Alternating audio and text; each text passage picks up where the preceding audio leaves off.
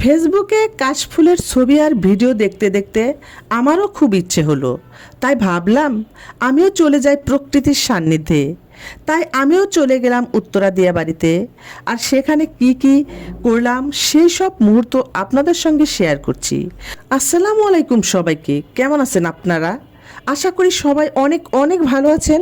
তো যেহেতু বাইরে আমরা ভারী কোনো খাবার খাওয়ার প্ল্যান করিনি, তাই বাসায় লাঞ্চ সেরে সঙ্গে কিছু ফলমূল আর হালকা নাস্তা করে রিক্সা নিয়ে বের হলাম দিয়াবাড়ির উদ্দেশ্যে।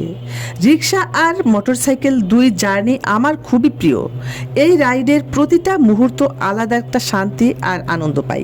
এখন কাশফুল দেখতে চাইলেও আর দেখা যাবে না। কাশফুলের ফুলগুলো ঝরে গিয়েছে। যখন কাশফুলের চারদিক সাদা ছিল, তখন আমার শ্বশুর শাশুড়ি একটু অসুস্থ ছিলেন, তাই তখন বের হতে পারিনি। একটু দেরি হয়ে যাওয়ায় কাশফুল আর দেখা হলো না।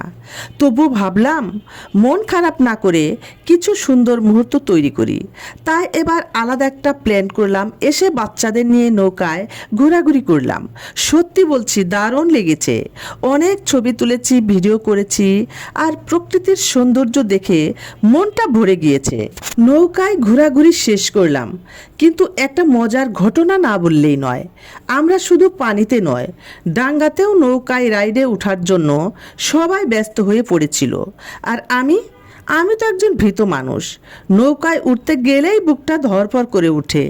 তাই দূর থেকেই সবাইকে দেখতে দেখতে আনন্দ নিচ্ছিলাম। বাকি সবাই উঠলো আর মজা করলো, আর শুধু ভাবছিলাম, আমার যদি এত সাহস থাকতো। তবুও সবাইকে এত খুশি আর আনন্দ উপভোগ করতে দেখে সত্যিই খুব ভালো লেগেছে। এরপর হালকা কিছু জুস, আইসক্রিম এটা সেটা খেয়ে ধীরে ধীরে বাসার উদ্দেশ্যে রওনা দিলাম।